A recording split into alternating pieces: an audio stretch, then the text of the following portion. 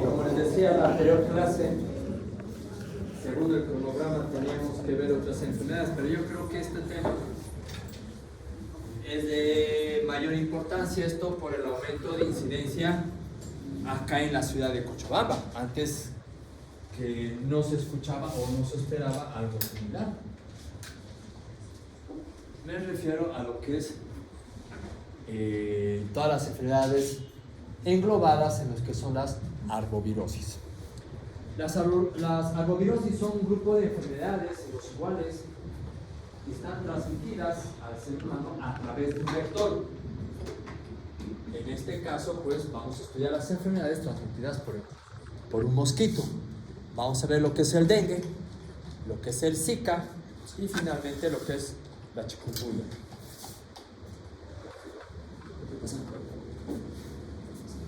Te lo vas a sacar foto ya.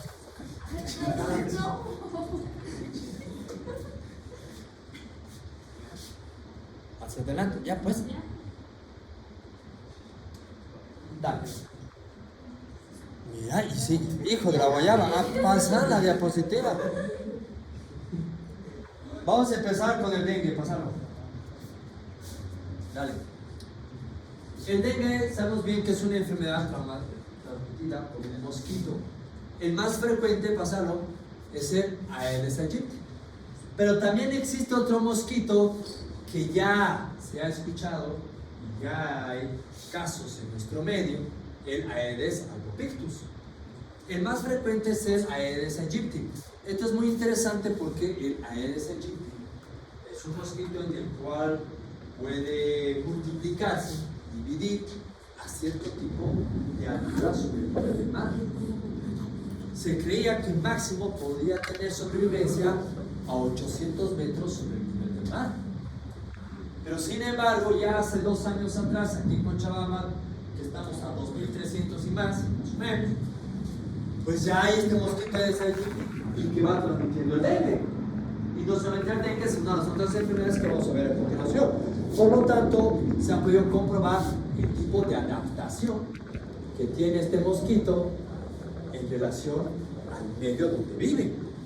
Esta enfermedad del dengue, pues es una enfermedad 100% del continente africano, que se dice que ya desde el año, no solamente el dengue, sino nosotros que también vamos a ver, que más o menos alrededor de los años 1700 se empezaron a escuchar sobre este tipo de enfermedades, y que se cree que ha ido diseminándose especialmente en el continente norteamericano y parte del continente asiático, especialmente la parte del sudeste, pues por la migración de esclavos negros, ¿no? Pero se ha visto de que ha habido a nivel mundial cierto tipo de pandemias, siendo la última del dengue el año 2015, en el cual el 2005 aproximadamente llega en toda su plenitud el dengue a Sudamérica. Se escuchaba de casos esporádicos en Brasil, en Ecuador, en Colombia y algunos casos en el oriente boliviano, pero así en magnitud pues nunca se escuchó sobre el dengue, y fue a partir del año 2005 aproximadamente que ya empezó a aumentar la incidencia. ¿Sí? Esto pues por la migración, ¿vale?, de gente africana pues al continente sudamericano, ¿no? El Aedes pues es el vector que va a ir transmitiendo, transportando, ese es el nombre, del virus del dengue, que existen 4 tipos del virus del dengue: el 1, el 2, el 3 y el 4. Hay otros tipos de arbovirus que pueden causar cuadros similares al dengue, similares. Pero si hablamos del dengue antiguamente llamado clásico, porque así se denominaba, dengue clásico, solo tenemos 4 serotipos: el 1, el 2, el 3 y el 4. Hacemos un paréntesis. ¿Por qué especifico esto de dengue clásico? Porque ya desde el año 2020 ha cambiado la denominación. Ahora se llama fiebre del dengue. Ya no se le denomina como dengue clásico, como antiguamente se le llamaba. ¿Sí? Este virus del dengue generalmente pues ya no, pero pues tiene su mayor sobrevivencia en lugares tropicales o subtropicales. Ojo, que estaba investigando el día de ayer, hay trabajos publicados y revisados a nivel mundial sobre los casos del dengue en lugares de más de 1000 metros sobre el nivel del mar, y hay trabajos elaborados por Cochabamba sobre el dengue. Incluso hay trabajos de holandeses, porque Holanda y la parte de Filipinas, de algunos países o algunos sectores de Inglaterra son muy dedicados a esto de las enfermedades tropicales. Entonces llamó la atención por qué, especialmente en Cochabamba, ¿no?, que así los casos reportados existen. Yo, por ejemplo, nunca vi dengue en consulta. En la caja del hospital sí, sabía que venían del Chapar, adultos, niños y demás. Pero este año fue la primera vez que empezó a tener casos de dengue y de chikungunya. ¿Y dónde vives? O sea, ¿dónde vivía? Aquí por el estadio, aquí cerca. Pero cerca del río Rocha, donde hay aguas estancadas. Otros vivían por la feria, por la laguna. Y otros vivían por Sacaba, donde más o menos comienza el río Rocha, ¿no? Entonces eso llama mucho la atención. Antes no se veía esto, ¿no? Pasa. Y estos son los lugares, bueno, saquen la foto, un mapa muy chiquito, es que lo hice para que entre la cantidad de fotos que vamos a poner a continuación, que son los lugares de mayor prevalencia e incidencia en el mundo sobre estos tipos de enfermedades. Y miren, pues obviamente el continente africano, que es donde empezó, el sudeste asiático, parte de México, parte de Norteamérica, el Caribe, Centroamérica, y miren la parte sudamericana, ¿no? Bueno, no. ¿Dónde vive el mosquito, que es el vector? El vector vive pues en lugares de aguas estancadas. Generalmente hay lugares, especialmente acá en Bolivia, tropicales, que dejan aguas en bidones. Ahí es donde se llega a multiplicar el mosquito, aguas estancadas de lluvia, ríos, torrenteras, drenajes al aire libre. Por ejemplo, en el Beni, la capital del Beni, Trinidad, hay varias calles donde su drenaje fluvial está en los bordes de las calles, está al aire, está libre, ni siquiera está tapado, ¿no? Entonces ahí es donde vive. Es por eso, igual en lugares donde existen objetos como ollas, jarrones, en este caso las ruedas, las imágenes, donde se puede almacenar agua de lluvia y donde puede multiplicar el mosco, ¿no? Es por eso de que hay temporadas acá nosotros en Cochabamba y en los lugares tropicales donde hacen una fumigación y recomendación de eliminar estos tipos de artefactos para evitar la multiplicación del mosquito. Vale. La picadura del mosco es bien interesante. Generalmente el mosco pica durante el día, durante el amanecer y a veces también durante la tarde. ¿Sí? Generalmente en el día y en el amanecer. Es el momento. ¿Por qué? Porque dice que ahí es el mosco, especialmente la hembra, en estas etapas del día, los horarios en los cuales busca dónde depositar sus larvas. Y ahí es donde se traslada. ¿Sí? Y ahí es donde... ¿Sí? Ahora, no sé si han dado cuenta que cuando ustedes que están viviendo en este tipo de ambiente a 2000 metros y sobre el nivel del mar, si van a lugares de menor altitud, Santa Cruz, Beni, Pasto, o los que son brasileños que van a Brasil, pues les empieza a picar más fácil el mosco, ¿no? Uy, les pica. O los orureñitos potosinos que vienen aquí a Cochabamba en la época de verano, donde hay abundante cantidad de moscos y les empieza a picar por todos lados. Ya nosotros ya no mucho. ¿Por qué? Porque el mosco detecta muy fácilmente la presencia de hemoglobina. Personas que tienen mayor concentración de hemoglobina, ahí va el mosco. Por eso el orureñito cuando viene acá la se tira, es el mosco, porque tiene mayor cantidad de concentración de hemoglobina en relación a nosotros, esto por altitud. ¿No ven? A ver que nosotros vayamos al Chapare, los chapareños ya no les pica, tranquilo, y nosotros muchas regresamos pareciendo papaliza, ¿no? Por todo lado. Entonces por la concentración de hemoglobina que existe. Pásalo. ¿Dónde comienza el ciclo de la enfermedad? Es pasarlo cuando el mosco pica a una persona enferma. ¿Sí? Cuando el mosco pica a una persona enferma. Aquí existe la primera viremia del mosco o del virus dentro del mosco. Ahí ocurre. Pasado, la primera multiplicación.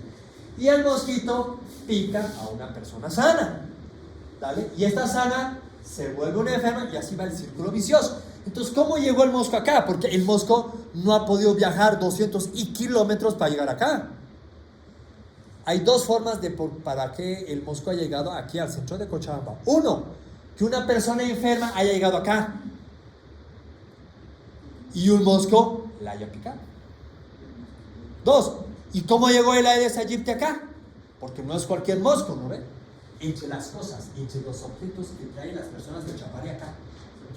Porque se traslada entre las ropas, entre sus cargas de frutas, ¿no? Ahí se transporta el mosco. Entonces el mosco agarra, pica a una persona, pesa que su sobrevivencia es muy escasa acá y empieza a picar otro.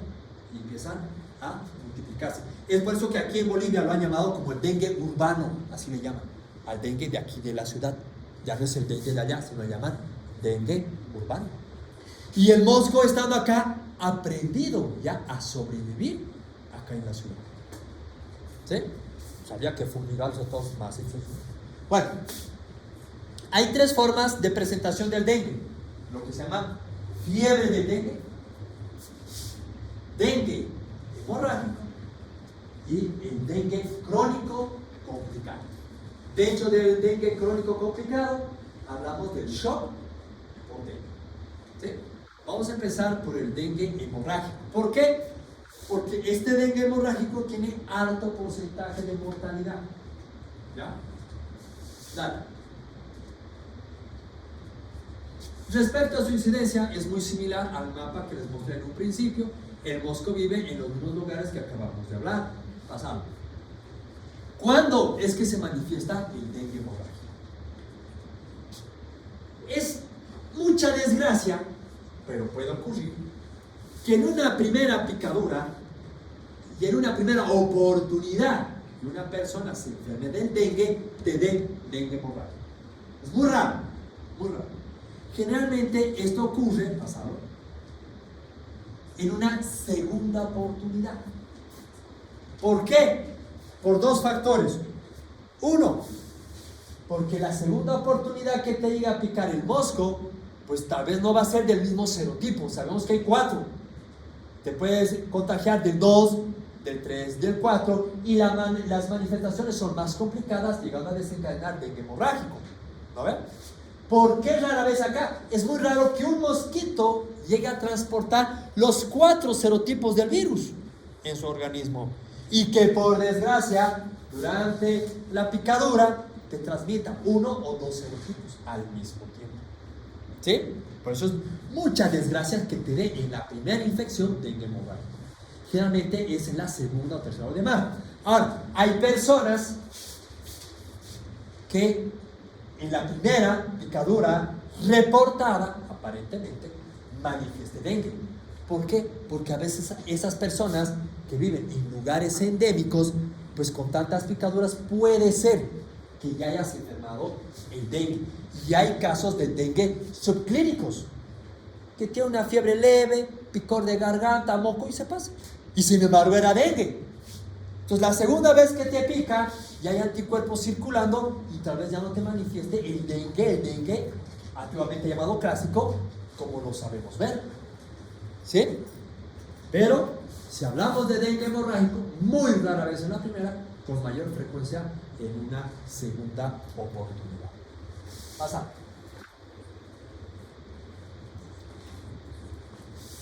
Esta enfermedad del dengue, aparte de toda la sintomatología clásica que tiene, se manifiesta por el tipo de hemorragias que tiene. ¿Cuál es la clínica generalmente frecuente del dengue? Llamado antiguamente dengue clásico y ahora llamado fiebre por dengue.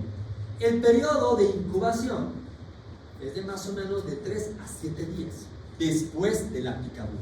¿Sí?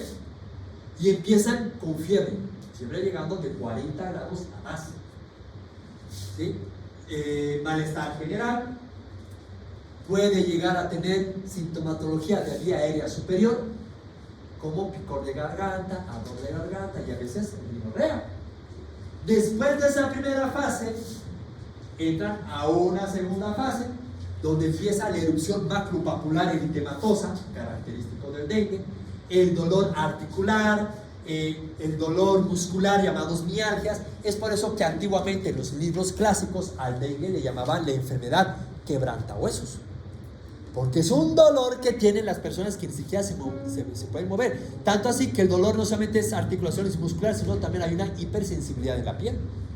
Por eso le llamaban la enfermedad quebrantahuesos, ¿no? Y siguen los periodos de fiebre, que el trazo clásico de la fiebre es bifásico. Sube, luego baja en la tarde, en la noche sube, baja en el amanecer, en la mañana sube, en la tarde así. ¿Sí?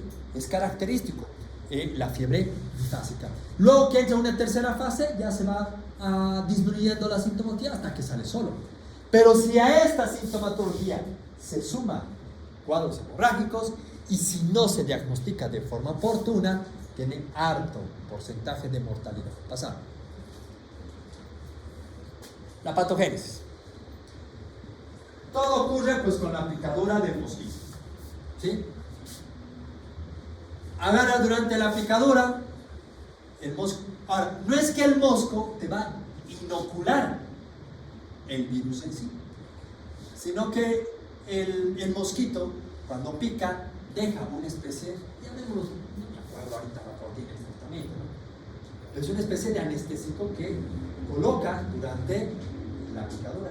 Es ahí donde llega a provocar la inoculación del virus. ¿Sí?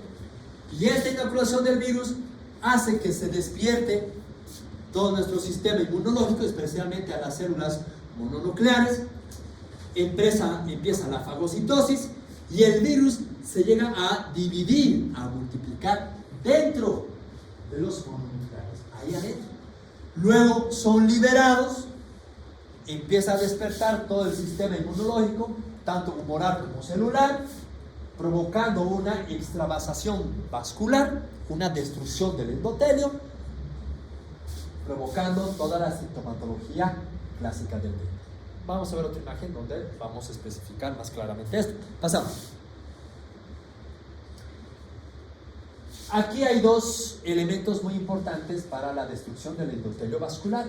Una es la proteína NC1 y otros son todos los factores del complemento, especialmente el 3, el 4, el 5 y el 7, que son dos factores importantes para la destrucción del endotelio, que es algo clásico del dengue. Pasamos. Clínica. Dale.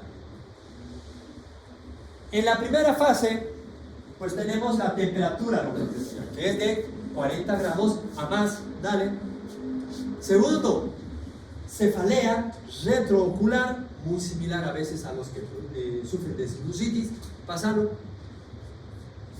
Ya está, la erupción maculopapular. Aquí es bien importante esta erupción para poder diferenciar de otros tipos de erupciones, de otras enfermedades.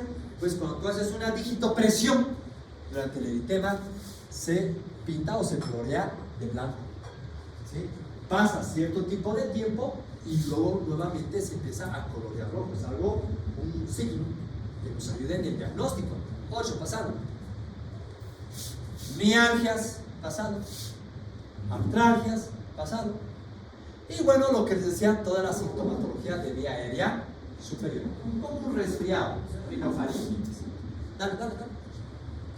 La segunda fase, toda esta sintomatología va disminuyendo, pensando que ya el cuadro aparentemente faríngeo, pues ya está resuelto. Ahí hay que tener mucho cuidado y tener alerta, porque es aquí donde se va a manifestar o el dengue clásico, llamado antiguamente, o el dengue hemorrágico. Pues hay que tener muy en cuenta eso. Por ejemplo, el último caso que tuve de chikungunya, que ya estábamos casi fuera de temporada, ¿no? La que vive aquí cerca del estadio, chikungunya, ¿de dónde habrá venido este virus? Vino con tos, moco y garganta. Tu garganta roja. A los 2 días me vuelve a llamar y dice: doctor, no baja la fiesta en 40 grados. Tráela de nuevo. Sentía su garganta y la chiquita estaba mal. Le dolía su cuerpo, articulaciones, todo, no había erupciones, nada. Y al revisarle, agarra a la mamá y dice: ah, doctor, y otra cosita, de hecho de su dolor, ¿no? Le duele también aquí en su espalda, dice. A ver. Y tenía una picadura en su poto. Aquí en el potro, ¿verdad? Y esto le digo, no, es que le ha picado el zancudo. Medio que dudé. ¿Será? No sé. Bueno, si sigue mañana con fiebre, la vuelves a traer. La volvió a traer y había 4 días. No, sacar el laboratorio, hemograma. Salió y tenía una trombocitopenia, estaba tomado. Y trombocitopenia, picadura, dije, ay no, cuidado. Yo pensé dengue. Hay un laboratorio, el tránsito que hace para los 3. ¡Pum! Salió chikungunya. Ni siquiera tengo. ¿No? Entonces imagínense, si no me mostraba así que le dolía su espalda y no le bajaba su show y su carboncito, no que encontramos la picadura de su cuerpo. ¿No ven? Entonces eso hay que tener cuidado, por eso nunca hay que confiarse. Si es que hay antecedentes que viven en lugares endémicos, o es que tú ves picaduras, porque ves ahora en invierno llegan pacientes al costado con picaduras de zancudo en su cachete. No hay zancudo, y esto, ay, el mosquito. ¿Dónde vives? No, vivo aquí por Cortapiro nomás, doctor. Vivo por acá. Pero hay que estar alerta. ¿Cuándo hay picaduras de mosquito en invierno? ¿No? Cuando ya pasa aparentemente toda esta clínica, empieza ya las manifestaciones clásicas del dengue. 1. El dolor abdominal. Esto también hay que tener cuidado, especialmente a nivel de epigástricos. ¿Por qué hay que tener cuidado? Porque a veces ese dolor, que lo podemos tomar desapercibido, posteriormente empieza a provocarse pálido, cianosis peribucal, cianosis distal, lo que se llama la acrocianosis, y tiene una hemorragia gastrointestinal. Dengue hemorrágica. Chao. Tronaz. 2. Empiezan a aparecer pequeñas lesiones petequiales, especialmente en extremidades. Hepatoesplenomegalia, con mayor frecuencia la hepatomegalia. Esto no es hepatomegalia, entonces es el vaso que está marcado. Pero bueno, para la imagen sabe, sí. ¿No? Hepato, que son 7 a 6 centímetros por debajo del reborde costal. Y en algunos casos extremos también gingivohemorragia. ¿No ven? Esto, a veces también para poder diagnosticar, se hace el signo del torniquete. ¿Saben en qué consiste el signo del torniquete? ¿Sí? ¿Cuál? Sigues pensando en Argentina, vos. Le colocas en el brazo. Le colocas el tensiómetro, ¿no? Agarras el manguito, le colocas como se tiene que colocar y lo insuflas. Pero para insuflar, primero tienes que sacar la presión media del paciente, ¿no? La presión arterial media. Sistólica, diastólica, entre dos, ¿vale? Sacas. ¿Por qué? Porque ese manguito tienes que insuflarlo hasta que llegue a los niveles de la presión arterial media. ¡Tac! Y lo dejas durante 5 minutos en adultos y 3 minutos en niños. Después de ese tiempo, bajas, ¿no? Sueltas la perilla de forma brusca. Le sacas el manguito y debajo de la flexura del codo dibujas un cuadradito de más o menos 4 centímetros por 4 y cuentas cuántos puntos petequiales hay en el cuadrado. Si hay más de 20 en el adulto, si hay más de 10 en el niño, dato o no confirmatorio, pero es un dato más para que te ayude al diagnóstico del dengue. Esa es la prueba del torniquete. Ese es un torniquete normal. Pasa. Ahí está. Esta diapositiva la he colocado acá porque aquí nos enseñan pues una de las complicaciones del dengue. Aquí está el vaso, donde existe la destrucción del endotelio y la extravasación del plasma, provocando una hemoconcentración, ¿sí? Haciendo que el volumen corpuscular medio se eleve en el laboratorio. Esto llega a provocar un descenso de la presión arterial. Pese, miren, esto es algo también muy importante dentro del dengue, pese que el paciente está con 40 grados, porque cualquier paciente con fiebre, especialmente con niños, está taquicárdico. Pese a que está con 40 grados, la frecuencia cardíaca es normal o incluso más bajo de lo normal. Algo que no concuerda, ¿no? No concuerda. Y esto, pues, esta destrucción, esta extravasación, hace que exista un consumo de plaquetas. Las plaquetas se van a venir aquí a acumular para tratar de tapar el daño del endotelio. Y es por eso que estos pacientes, cuando tú les sacas laboratorio, tienen plaquetopenia por debajo de 100.000 plaquetas, por el consumo de plaquetas que existen. ¿Sí? Si tú tienes estos tipos de datos, volumen corpuscular medio elevado, el volumen de eritrosedimentación elevado, ¿no? Plaquetopenia y una pancitopenia, tienes que prender orejas, porque este paciente es candidato a que entre a un dengue moral. ¿Sí? Dengue moral. Pasa esto por la disminución de plaquetas. Y aquí en este cuadro les he colocado, sáquenle foto a este cuadro muy bueno, que nos colocan todas las fases del dengue, cómo va sus características clínicas. Miren, en la primera fase, que más o menos dura entre 3, a veces algunos dicen hasta 5 días, que llaman la fase febril, donde miren la temperatura cómo se eleva, hasta 40 y más. Por la elevación de la temperatura, pues en el niño va a entrar en una etapa de deshidratación. 3, existe una elevación del hematocrito, ¿no? Disminución del hematocrito, una elevación de las plaquetas, son a veces normales, y es cuando ocurre la mayor probabilidad de la epidemia. ¿Sí? Un aumento abismal de la cantidad de virus en el organismo.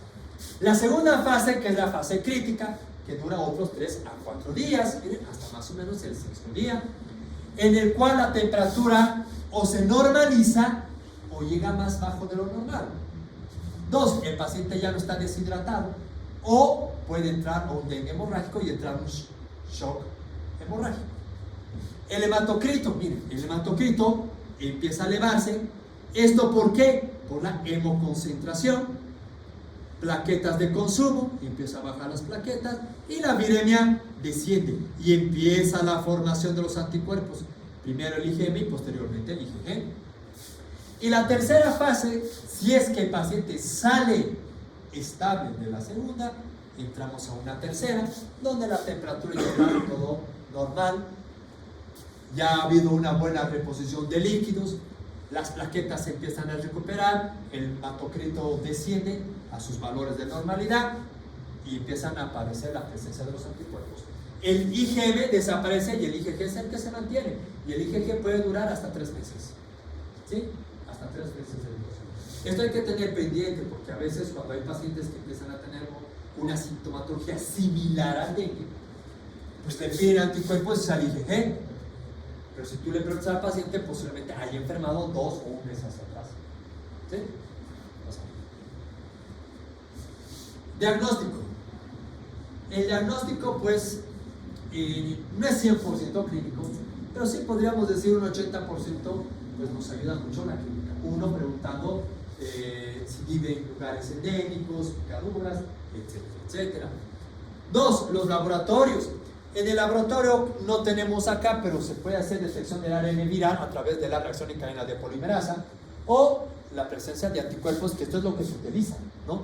Serología para el dengue, eso es lo que se pide, serología para el dengue, y pues nos van a determinar la presencia de anticuerpos específicos, ya sea para el dengue, chikungunya o zika, lo que tú quieres diferenciar. Pasa.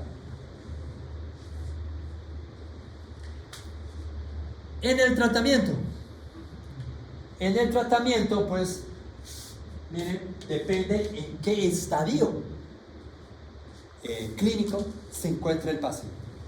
Si está en una primera fase, ¿sí?, manejo ambulatorio. Aquí en nuestro medio no se realiza manejo ambulatorio. Lo que se quiere es hospitalizarlo y colocar un mosquetero. Porque así a este niño lo llevas a su casa y aparentemente ahí le han picado, ahí se han contagiado. Oye, otros moscos le van a seguir picando, ese mosco va a transmitir y va a empezar a infectar a toda la familia o a los vecinos, ¿no? A los del lugar. Por lo tanto, es que se prefiere hospitalizarlos en salas de aislamiento, de infectología y con mosqueteros. ¿Sí? Así se prefiere, ¿no? Y bueno, reposo, hidratación, control de la fiebre. Si es que tiene fiebre, dar un antipirético. Pero ojo, hay que revisar bien qué antipirético, porque a veces hay mamás que están en la casa, ay, tiene fiebre, dale una aspirineta. Híjole, con las plaquetas bajas, ese tipo va hasta llorar sangre, ¿no? Pues hay que tener mucho cuidado en ese aspecto. Si entra ya una segunda etapa, donde ya tiene sintomatología o algunos datos ya del dengue, pues ya es hospitalización inmediata. Reposición de líquidos, ¿no? El monitoreo de los signos vitales, la frecuencia cardíaca, la presión arterial para evitar que entre una etapa de shock. Y bueno, si es que entra a una etapa de dengue hemorrágico, de dengue grave, crónico, que también se denomina, es terapia intensiva, porque tiene 50 a 60% de mortalidad. El dengue hemorrágico, el dengue grave, o también llamado crónico. Gracias a Dios, es el 1% solamente de los pacientes que pueden llegar a esa etapa. Pero si es que llegan, tienen alta probabilidad de mortalidad. Pasa. Esto es importante, perdón. Los signos de alarma, para que uno esté pendiente. Dolor abdominal intenso, cuidado por hemorragia digestiva alta. Vómitos persistentes, hepatomegalia, sangrado de mucosas, especialmente encías, irritabilidad o está el paciente letárgico, ascitis de rama pleural o pericárdico, esto por la extravasación del plasma, y bueno, un aumento brusco de hematocrito y consumo de plaquetas. Esos son los signos de alarma. Esto es muy importante que ustedes lo tengan pendiente. ¿Sí? Esto es muy importante. Pasa. Complicaciones. Entre las complicaciones pues está la deshidratación, esto por la fiebre, e incluso que tanto es el dolor muscular y articular de los chiquitos que no quieren comer. Y a veces hay que colocarles sonda, ni siquiera quieren tomar agua. Entonces todos los signos de la deshidratación, ¿no? Nocturnus, fontanela deprimida, mucosas secas, etcétera, ¿no? Pasado. ¿Dale? Y otra de las complicaciones, las convulsiones. ¿Sí? Las convulsiones. ¿Ya? ¿Esto por qué? Porque a veces no solamente las hemorragias ocurren en el tracto digestivo, sino también hay microhemorragias a nivel del sistema nervioso central, hablando específicamente del encéfalo. Y esto nos puede llevar a convulsiones y agravando el cuadro. Zika. Esto no hay en el libro. Pasado. Saquen fotos. El Zika es otra enfermedad categorizada dentro del grupo de los arbovirosis, el cual es un virus que está transmitido por el mosquito, el Aedes aegypti, en el cual el año pasado fue el primer caso de Zika de una mujer embarazada para matar el caso. ¿Sí? En Santa Cruz ya ha habido casos, también ha habido casos en el Beni, pero en Cochabamba fue el año pasado el primero. Creo que este año hasta ahora no va ni uno, pero el año pasado sí hubo un caso. ¿Sí? ¿Cuál es la sintomatología del Zika? Fiebre, ¿sí? Igual, ¿eh? Erupción maculopapular eritematoide, aquí está. Artralgias. ¿Cuál es la diferencia del dengue? La conjuntivitis. Tiene una conjuntivitis brutal el chiquito. ¿Sí? Algo que no había en el dengue. Ese es un dato clínico que nosotros podemos tomar en consideración para poder diferenciar de lo que es el dengue. ¿Sí? La conjuntivitis. También puede haber, muy poco probable, pero también manifestaciones neurológicas. ¿Esto por qué? Porque también llega a provocar ciertas microhemorragias a nivel del sistema nervioso central, dolor abdominal. Hay casos reportados de hipoacusias, no es muy frecuente. Miren, el diagnóstico diferencial con dengue, con la chikungunya, que ya chikungunya lo vamos a ver a continuación. Y si es que te da, o si es que la mamá embarazada se enferma de Zika, pues hay el Zika congénito, en el cual una de las características es la microcefalia. ¿Sí? Microcefalia y obviamente un deterioro neurológico. ¿Sí? Consideraciones adicionales, muy raro y a veces hace confundir con el dengue, que también puede haber alteraciones hepáticas, hepatomegalia, pero hay una elevación de las transaminases. ¿Sí? Y bueno, también alteraciones hematológicas que es muy similares al el hematocrito. Tratamiento. El tratamiento del Zika igual es tratamiento sintomático. ¿Sí?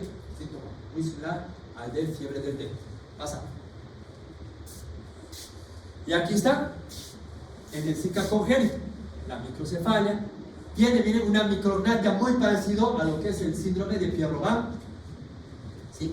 La conjuntivitis purulenta que les decía, y dos, que dice que personas que han enfermado Zika tienen mucha probabilidad y mayor susceptibilidad de contraer síndrome de Guillain-Barré. ¿Sí? Síndrome de Guillain-Barré. Esa parálisis progresiva ascendente, ¿no ve? Desde miembros inferiores hasta miembros superiores. Todavía no sabe por qué la causa, por qué hará esto el Zika, pero ya está publicado de que pacientes que enfermaron con Zika tienen mayor susceptibilidad a través de una infección viral que desencadene síndrome de Guillain-Barré. Pasa. Chikungunya, ¿vale? Es otra enfermedad dentro del grupo de las arbovirosis transmitidas por el Aedes aegypti. Síntomas, miren, fiebre alta, el exantema macropapular, artralgias. Aquí está la diferenciación: inflamación articular, es poliarticular y bilateral. La conjuntivitis, miren, es leve. Aquí, si tú ves, te puedes confundir con Zika por la conjuntivitis. ¿Qué es lo que le diferencia?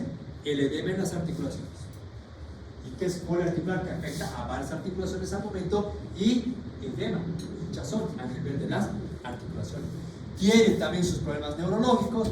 Bien, ojo, con alteración renal. La chikungunya tiene afectación renal. Diferenciar, obviamente, con el dengue y con el Zika. Hay casos también ya reportados de chikungunya congénito, pero que no tienen mucha clínica desastrosa como el Zika, pero hay casos. Otros tipos de manifestaciones, bien, hay hepatomegalia, afectación del hígado, incluso con elevación de transaminasas, más de 1000 unidades internacionales sobre el decilitro, ¿sí? Y bueno, el hemogramo, que es muy similar y muy parecido a lo que se ve. Pasa. Y aquí está la clínica, miren: el dolor articular, poliarticular y bilateral, la conjuntivitis leve, la fiebre, miren, el eritema macropapular, respetando la palma de las manos y de los pies, y que posteriormente, pese a que no tenga la erupción macropapular, puede provocar desepitelización. Se va saliendo todo lo que es la epidermis de la palma de las manos y de la planta de los pies. Pasa. Listo. Colorín colorado, hasta aquí va a ser el examen final.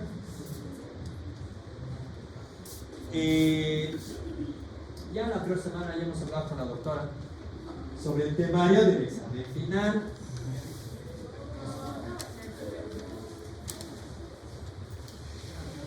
La doctora se ha contactado con el doctor, pero nunca le contestó el doctor.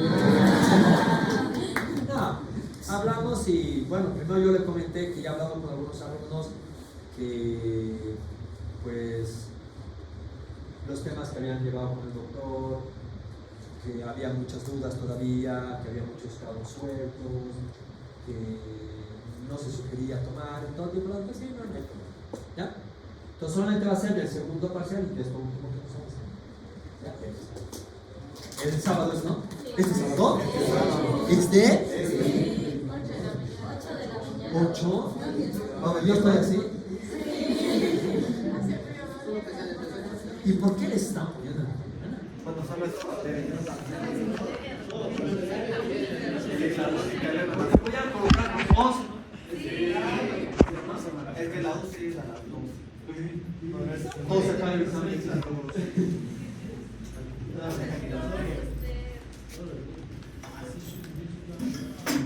¿Qué podemos hacer? La lista